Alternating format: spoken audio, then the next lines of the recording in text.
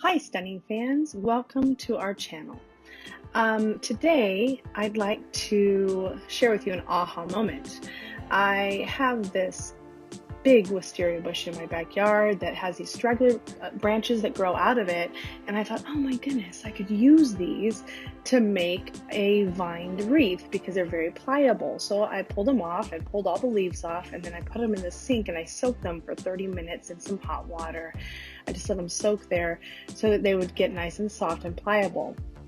Well, then I took some of those branches and I formed them into the size that I wanted the wreath to be, and then I just started to intertwine all the vine branches.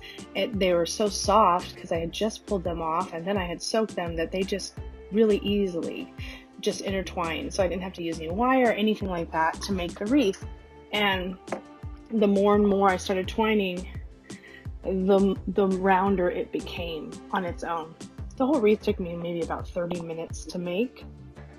Well, then we had a party, had some leftover eucalyptus, and then I have a lavender bush in my backyard, so I gathered some of those plants and I started to also intertwine those into the wreath, and they dry nicely. Eucalyptus and lavender, they kind of hold their shape. They might curl a little bit, but they still look pretty.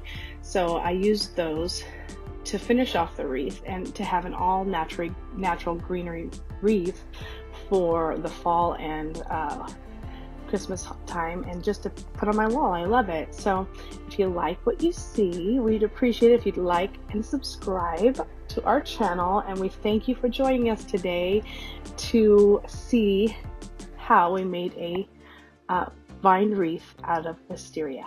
Have a great day.